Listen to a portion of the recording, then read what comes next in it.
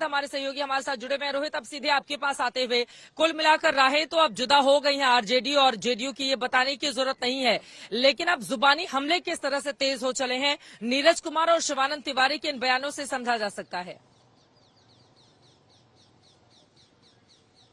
जी बिल्कुल चित्रा, देखिए तलाक हो चुका है, बस तलाक का जो आधिकारिक ऐलान है वो बाकी है। और जहां तक हमलों की बात है तो ये होना ही था, और ये 1.5 साल पहले भी हम लोगों ने देखा बिहार की राजनीति में जिस तरीके से ये अलट पलट का खेल चल रहा है। नीतीश कुमार जब आरजेडी के साथ जाते हैं तो फिर बीजेपी को कोस कोस कर गालियां दी जाती हैं जेडीयू की तरफ से। आज जब वो बीजेपी की तरफ आ रहे हैं तो पानी पी पी कर जो जेडीयू के नेता प्रवक्ता हैं वो अब आरजेडी को जो है वो भला बुरा कह रहे हैं। तो ये बिहार में इसी तरीके से जो है सरकार चल रही है। और पीछे आप एक समझिए कितनी चौंकाने वाली बात है कि एक टर्म में, यानी अभी 5 साल ही पूरा नहीं हुआ एक सरकार का, 3 सरकार अब बनने जा रही है। तो यही हालात है, और अभी जब जुबानी जंग चल ही रही है, एक दूसरे पर पलटवार हो रहा है। और खासकर नीरज कुमार जो है वो ज्यादा हमलावर है, क्योंकि वो सीधा लैंड फॉर जॉब घोटाले का जिक्र करते हुए कह रहे हैं कि शिक्षकों को जो बहाली की जा रही थी उसमें कोई घोटाला नहीं कर पा रहे थे या पैसे नहीं ले पा रहे थे आरजेडी के लोग, इसीलिए जो है वो लोग बहुत लोगों की बात कौन मानेगा रोहित। देखिए दोनों ही तरफ, चाहे जेडीयू हो आरजेडी हो बीजेपी हो, लेकिन बिहार की सियासत का ये दुर्भाग्य है। 2017 में आईआरसीटीसी घोटाले के आरोप जब तेजस्वी पर लगते हैं तो घोटाले की बात कहते हुए नीतीश अलग हो जाते हैं। फिर जब घोटाले के आरोप उन पर लगते हैं, लोगों के खिलाफ एक्शन होता है तो नीतीश समर्थन कर देते हैं आरजेडी के नेताओं का कि नहीं भैया केंद्र सरकार तो इनके साथ भेदभाव कर रही है और गलत तरीके से विपक्षी नेताओं को फंसाने की कोशिश कर रही है। अब नीरज कुमार आके फिर बोल रहे हैं कि लैंड फॉर ये वाला घोटाला, मतलब इस तरह के बयान का क्या मतलब? ये बिहार की राजनीति के लिए क्या दुर्भाग्यपूर्ण नहीं है? 20 में जिसके साथ आप सरकार बनाते हैं उसको छोड़ देते हैं। शायद यही कारण है कि बीजेपी आज शर्तों के साथ समझौता करना चाहती है। रोहित, बिल्कुल, देखिए आप सही कह रही हैं चित्रा, दुर्भाग्य तो है। और यही वजह है कि जो सरकारी अमला भी जो है ना वो भी ठीक तरीके से काम नहीं कर पाता है। साल भर वो काम करता है, उसको समझ में नहीं आता है किसकी बात सुने किसकी बात नहीं सुने। कब नीतीश कुमार बीजेपी के साथ चले जाएंगे, कब आरजेडी के साथ चले जाएंगे, क्योंकि देखिए वर्किंग स्टाइल जो है बीजेपी और आरजेडी का बहुत एकदम जो है अलग है। बीजेपी जिस तरीके से काम करती है जब सरकार में रहती है और आरजेडी जिस तरीके से काम करती है उसमें जमीन आसमान का फर्क है। तो ऐसे में जो सरकारी अमला है, अधिकारी हैं, वो पशुपेश में रहते हैं कि काम करें या ना करें। आरजेडी जब रहती है तो वहां पे बताया जाता है कि अलग तरीके से उनसे काम लिया जाता है, अधिकारी डरे रहते हैं। या बीजेपी जब रहती है तो वो अलग तरीके से काम करवाते हैं। तो इसी में जो बिहार जो है वो पिस रहा है। एक टर्म में, जैसे मैं बता रहा था, 3 सरकारें, कहीं आपने नहीं सुना होगा चित्रा, एक टर्म में। और जब दिलचस्प बात यह है चित्रा कि नीतीश कुमार की ही ये मतलब अभी क्या कह सकते हैं कि करनी की वजह से बिहार के सभी दलों को सत्ता में रहने का सुख मिल चुका है इस बार। ये बिल्कुल सही कहा आपने, लेकिन ये बिहार के लोगों के लिए कम से कम ठीक नहीं है। आप जिसके साथ चुनाव में जाते हैं उसको छोड़ देते हैं और उसके बाद किसी और के साथ सरकार बनाते हैं, फिर उसको छोड़ देते हैं, उसके बाद किसी और के साथ सरकार बनाने पहुंच जाते हैं। सीधे अब शशि भूषण आपका रुख करते हुए, लेकिन जेडीयू की ओर से ये जो आक्रमण किया जा रहा है आरजेडी के ऊपर, इसके मतलब और मायने क्या समझे जाए? आपने कई बड़े नेताओं से बातचीत की है शशि। देखिए बहुत स्पष्ट है, जेडीयू की प्लानिंग यही थी चित्रा। हम पहले दिन से बता रहे थे कि जेडीयू की प्लानिंग यही थी कि आरजेडी की तरफ से पहला हमला हो। और आरजेडी की तरफ से कल शिवानंद तिवारी का बयान, सबसे पहले मनोज झा का बयान अल्टीमेटम वाला, उसके बाद शिवानंद तिवारी का बयान, कल विजय मंडल जैसे विधायकों का बयान, ये इन बयानों ने मौका दिया। और आज देखिए नीरज कुमार अपने पूरे रॉ में है। वो जिस तरह हमला बोल रहे हैं, कह रहे हैं कि बड़ा खेल करने की कोशिश की जा रही थी, सरकार में बैठ के मलाई खाने की कोशिश की जा रही थी।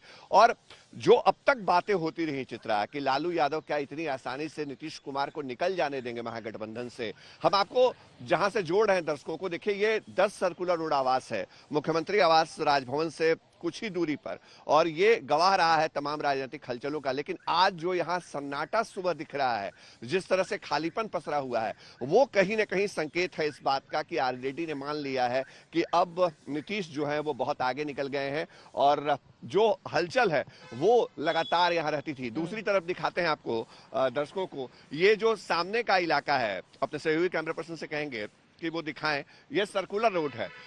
ये सामने का इलाका जो है, यहाँ गाड़ियां लगी रहती थी, लगातार राजनीतिक हलचल होती थी, तमाम चीजें होती थी, लेकिन आज एकदम खालीपन है। न विधायकों की मौजूदगी है यहाँ पे, न कार्यकर्ताओं का उस तरह हुजूम दिखता है जो लालू राबड़ी आवास पे हर वक्त दिखता था।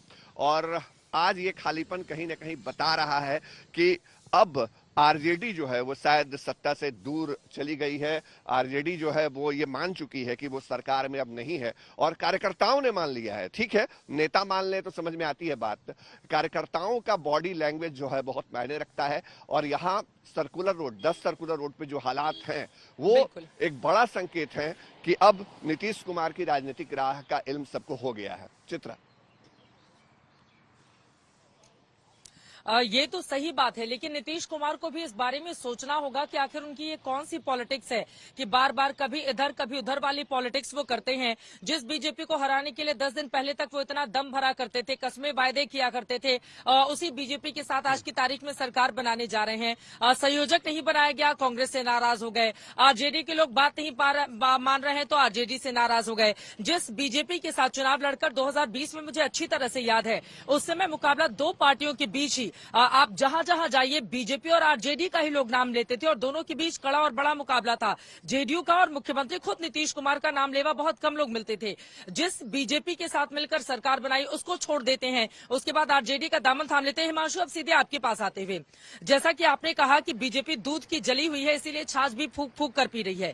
बीजेपी को समझ में आ गया है कि नीतीश कुमार की ये जो अल्टू पल्टू वाली राजनीति है उसका शिकार बार बार नहीं होना है, क्योंकि आज वो साथ में है। कल कब को, क्योंकि मुझे याद आता है जब योगी आदित्यनाथ के शपथ ग्रहण समारोह में नीतीश पहुंचे थे, 2022 की मैं बात करूं, तो उस समय झुककर प्रणाम किया नीतीश कुमार ने प्रधानमंत्री को, दोनों के बीच बातचीत हुई और उसी के 5 महीने के बाद उसी बीजेपी को वो छोड़ देते हैं और अचानक से ये फैसला ले लेते हैं। शायद यही कारण है कि बीजेपी आज शर्तों के साथ अपने संबंध स्थापित करना चाहती है नीतीश के साथ। देखिए, बिल्कुल नीतीश कुमार की जो बात आपने कही है कि अल्टू राम और पलटू राम वाली, उसी को बीजेपी बहुत अच्छे तरीके से अब समझ गई है और इसलिए शर्तों पर रखना चाहती है। जो बात शिवानंद तिवारी कह रहे थे, मैं उस रैली के अंदर मौजूद था 2009 में, जब प्रधानमंत्री नरेंद्र मोदी ने, तब वो गुजरात के मुख्यमंत्री थे, और नीतीश कुमार के बीच में और पीएम मोदी के बीच में बहुत कुछ ठीक नहीं था। हाथ पकड़ के उनका उठा के आगे लेके आ गए थे। नीतीश कुमार उससे बहुत असहज हो गए थे। लेकिन 2010 में यहीं पर मौर्या होटल में बीजेपी की राष्ट्रीय कार्यकारिणी की बैठक थी। मुख्यमंत्री की तरफ से जो है इनवाइट भेजा गया था डिनर का, और उसके बाद एक पोस्टर आया था 2009 के उस रैली का, जिसमें प्रधानमंत्री नरेंद्र मोदी नीतीश कुमार का हाथ उठाए हुए हैं, और नीतीश कुमार इतने नाराज हो गए थे कि उन्होंने वो डिनर कैंसिल कर लिया था और इनविटेशन वापस मंगवा लिया था। तब जो है थाली जो है डिनर की वो वापस ले ली थी, यानी कि खाने की थाली खींच ली थी। तब बीजेपी बहुत नाराज थी। गिरिराज सिंह ने बयान दिया था, मुझे आज भी याद है, उन्होंने कहा था गुड़ भी खाएंगे और गुलगुले से परहेज करेंगे।